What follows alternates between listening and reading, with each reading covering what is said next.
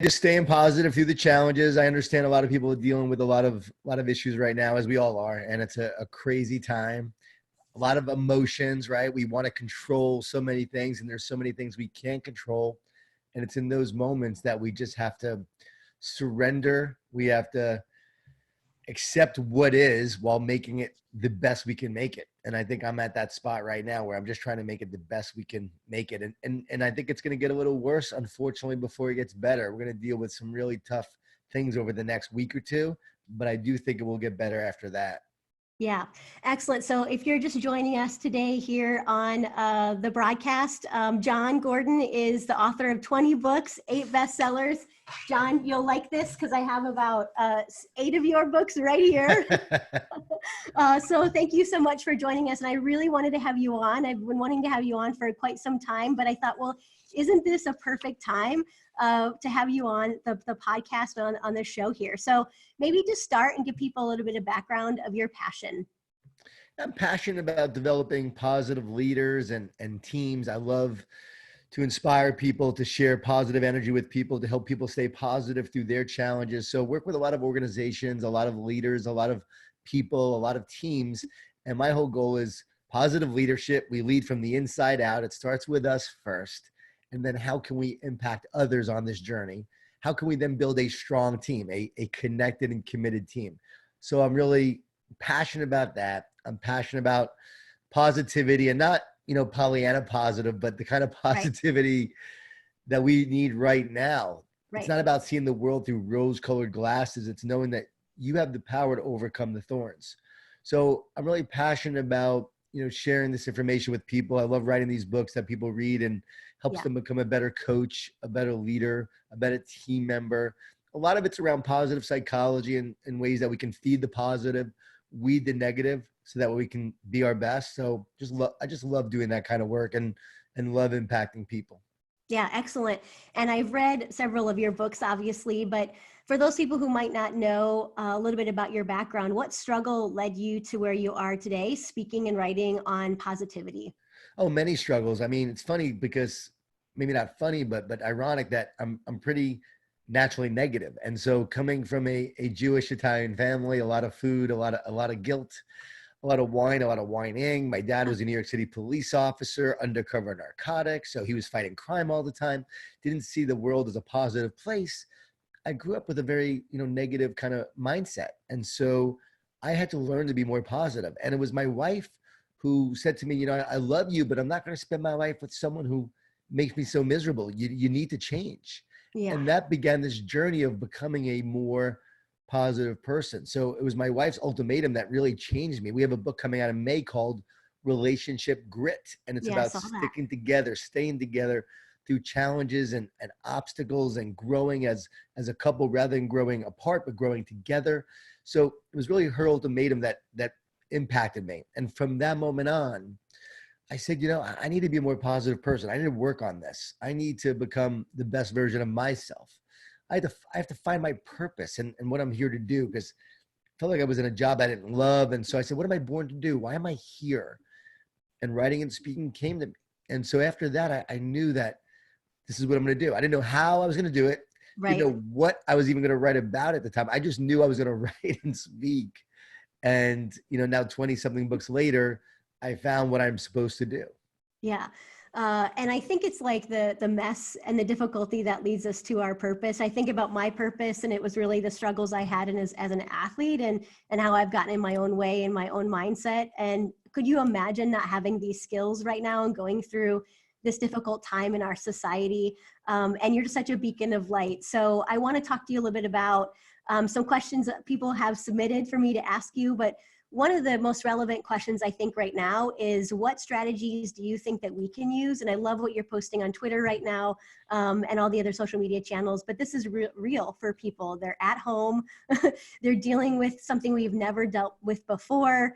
And there's a lot of stress and anxiety and fear. So what would you suggest for people who are listening?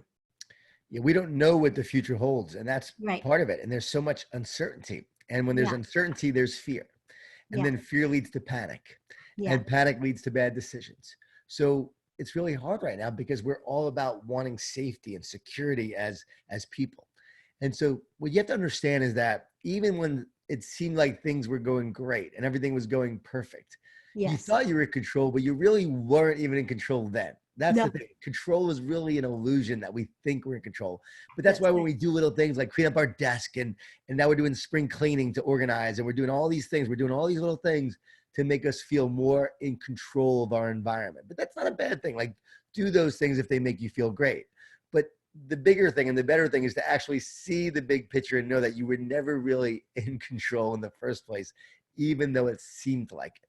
Yeah. Also, we can't go backwards. There's a lot of people right now who feel like this virus has stolen the great year they were going to have. I mean, I was having my best year ever, making the greatest impact. The talks I were giving were so impactful. I felt so strong, felt healthy for the first time in years, because I was always dealing with a lot of health issues with gut health and food allergies and all these things that were causing me problems on the road. And I was always battling, health.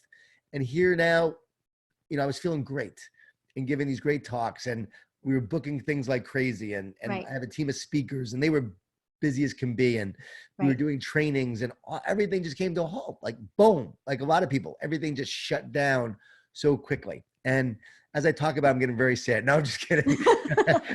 No. No, but I think it's also an opportunity for us is to reach people in a different way. Yes, no, and I'm done, but let me go on that. Like, so it was like, yeah, it was great. Like everyone, like I know so many people were having their best year, preparing for their best year, but Right. you can't look at that. You can't say, Right. well, what would have been. You have to focus on what will be. Instead, create what will be. What am I going to do now? What do I want now? How are we going to make this work now? And you're going to have to adapt. You're going to have to change. We're doing a webinar tomorrow for my my audience. And basically we have 6,000 people signed up for this, how to stay positive through challenges and change tomorrow. And Right. so that's at jongordon.com, JON-Gordon.com. So we're basically promoting that. We're going to do it, like you're doing it on Zoom and then also broadcast it on Facebook. And normally we have 2,000 people signed up for a webinar, sometimes 3,000. But Right. to have 6,000 already, we'll probably get up to 8,000 by the time we do it. That's an opportunity to reach people, to make a Yes. difference, to impact them, to share a message that is preparing them now for their future. So what you're going through now will prepare you in some way into the future. I think so many times we say, what can we learn from this experience? But really, Right. it's also about, and that's important, but what can we become from this experience? Yeah, that's How good. will this experience help us become a better person? And I think about all the challenges of my life and the times I was almost bankrupt and lost my job during the dot-com crash, and all the times that it seemed like we were going to run out of money and my life wasn't great and I didn't know what the future held. All those times prepared me for now, because that was when my faith was born. That's when I learned to trust and just to surrender and to focus on what is, and then adapt and change and improve as a result of that. So I think about all these moments in my past and how they prepared me for the future. And I Right. truly believe that's what people are going to have to learn and go through now to become who they're meant to become. Yeah, that's wonderful. And I think about like how this is a time for really us to build our resiliency skills. And I've been asking a lot of my clients to ask themselves, what's the opportunity? And to keep asking themselves, what's the opportunity? Because I think those in business are the ones that are gonna rise and stick with it and stick with their business long-term are the ones that are asking themselves, what's the opportunity? And you gotta ask yourself maybe 3, 4, 5, 6 times to really like get at this, because there can be so much anxiety and fear. So how have you been using these strategies personally? Oh, I got to do it. I got to do it every day I wake up. Because I wake up, I'm like, is this really happening? Like, is that just a bad dream? Did I Right. watch a bad movie last night? Like, is this real? And Yeah. so each morning I get up and I say, okay, I'm going to go take a walk. And I go take a walk and I come back and I feel better. I'm taking a lot of walks. That's why you could probably see the sunburn. I literally been walking. I live in Florida, so I've been walking so much. I'm sunburned. That's So wonderful. I'm wearing a I hat now. live in Minnesota and you cannot see sunburn. Right. In Minnesota, there's no sunburn going on. No, but it's sunny. Oh, it is. Okay. Well, that's good. Yeah. So for me, I think also people are feeling like, they're quarantined and, social distancing, which I'm a fan of, and I know we have to do it and I'm doing that. I'm practicing it, but that doesn't mean you should stay inside the whole time. Like get Right. outside and get some fresh air.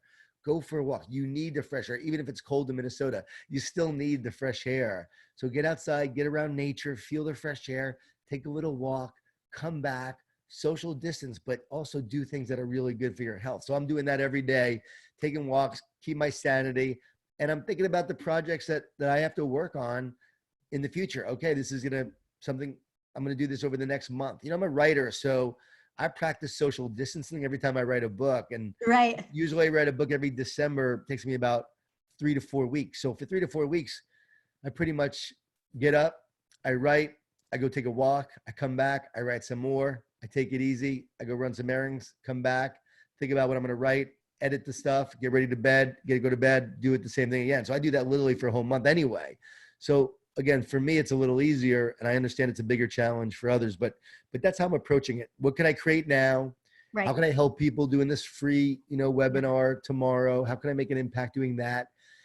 How can I share messages that will help people? And I think that's the thing. Like, the more that I help others and reach out to others and become a positive light for others and positively contagious instead of negatively contagious, the better I feel about myself. So I find that the more I'm doing that and reaching out to others, the better I feel. If I'm focusing on myself, I'm going to be miserable. If I focus on myself, I'm going to be negative. But if I can help others, we start to feel better. So find a way to help. And I know, here's the thing. We're so used to volunteering in a time of crisis, but we really can't go volunteer because we're not allowed to be around people.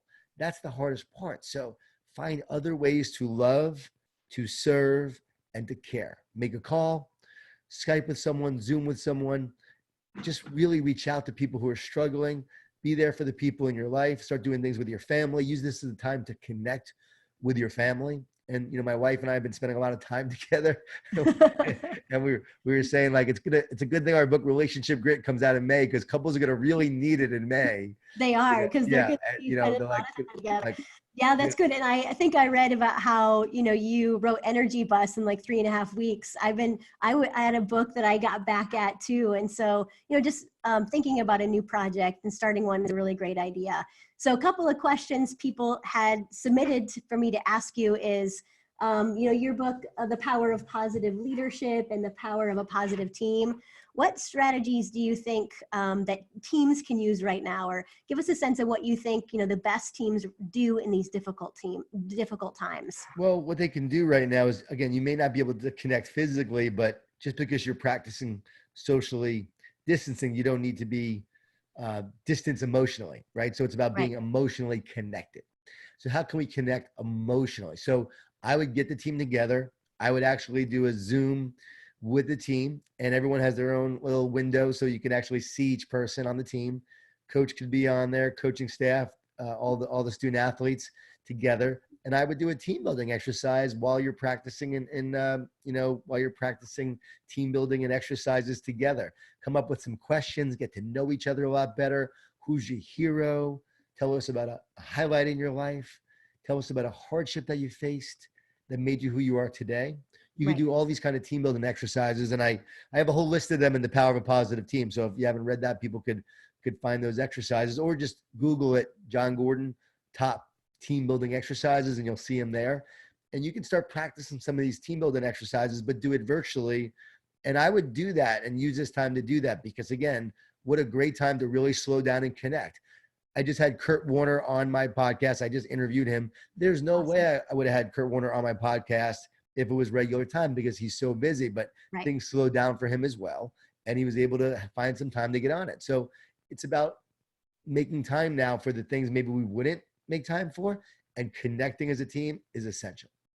And what do you think in terms of leadership? What do you see that the best leaders are doing right now in this difficult time?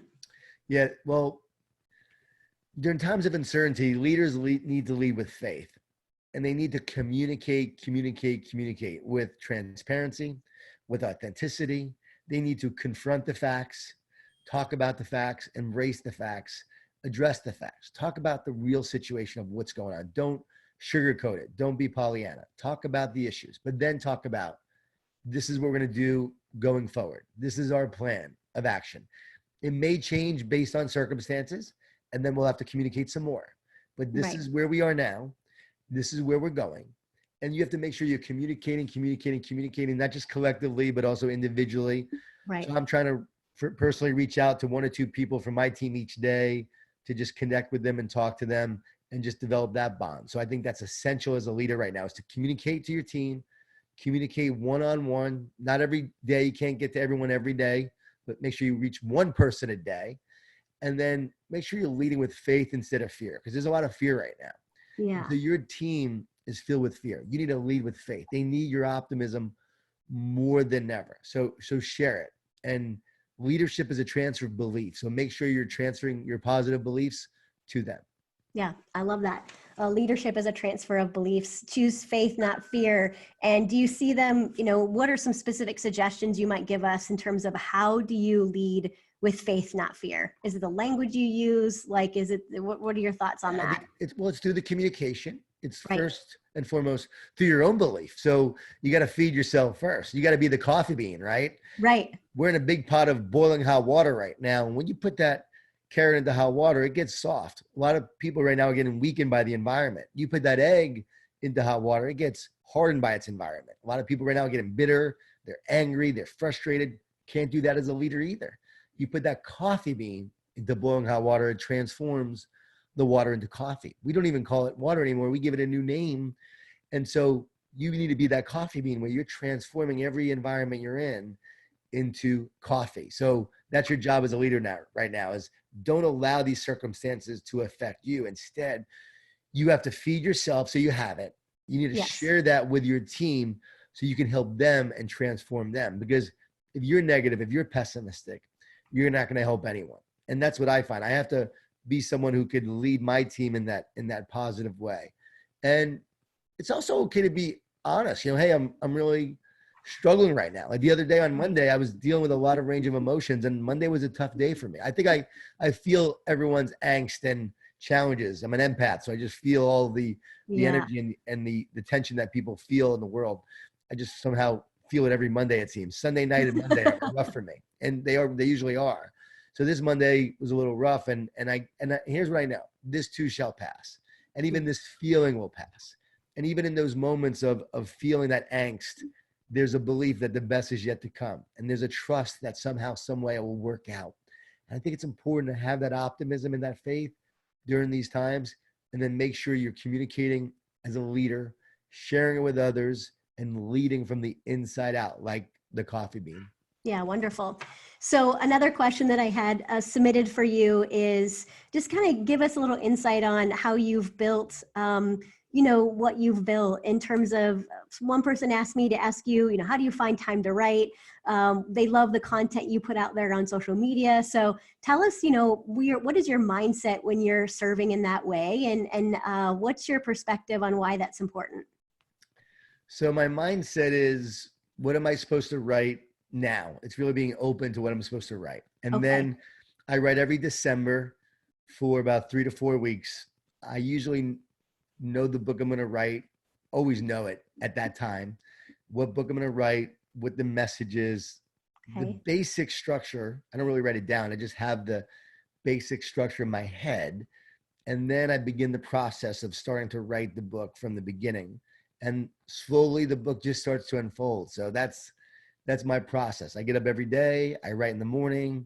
As I said, I middle of the day, I take it easy. At night, I read what I wrote. I edit, so I get new, fresh ideas. I'm always writing notes of new ideas I have, and then I write some more after that. So just all depends. But like the coffee bean was more, it's not a very long book. So I wrote that, with Damon, and pretty much wrote it like in a couple of days of just putting it together of what it should be and the inspiration behind that. But for the most part, most of the books, that's what I do. And it's really just knowing what I'm supposed to write next. So I've got Relationship Grit. And then after that, I have a book called The Garden.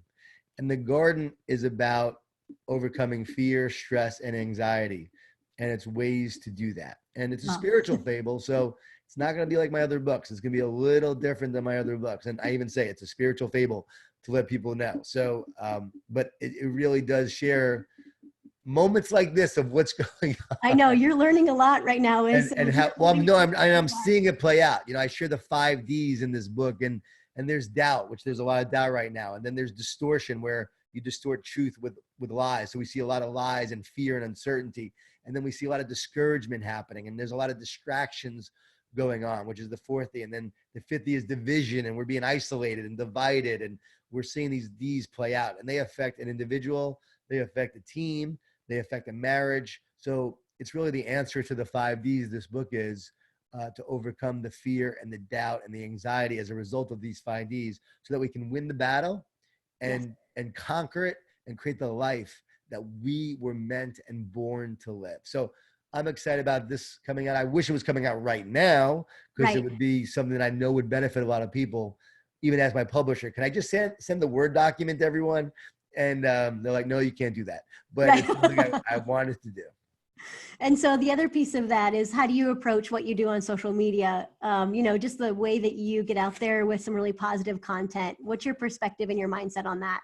A lot of times it's things that I'm dealing with. So, or someone reaches out for advice and I respond to them and I go, oh, I need to share that with everyone else. So a lot of times I get my best ideas in helping people. So as I'm texting someone or emailing someone, or someone reaches out on social media, I try to respond to anyone who's facing a challenge. And a lot of times my best ideas for those people are something that I know I should share with other people as well. So a lot of times it's things that I'm dealing with, or it might be some things I wrote in a book previously that I'm now posting on social. So it really is just whatever comes to me and what I'm supposed to share in that moment. Other times it's, all right, let's post something from this book based on the situation, what people are going through, and sharing that. But a lot of times it's, again, I want to help coaches, I want to help leaders, I want to help teams, I want to help organizations, I want to help people dealing with their kids. So in all facets, I'm just sharing what I feel inspired to share in that moment.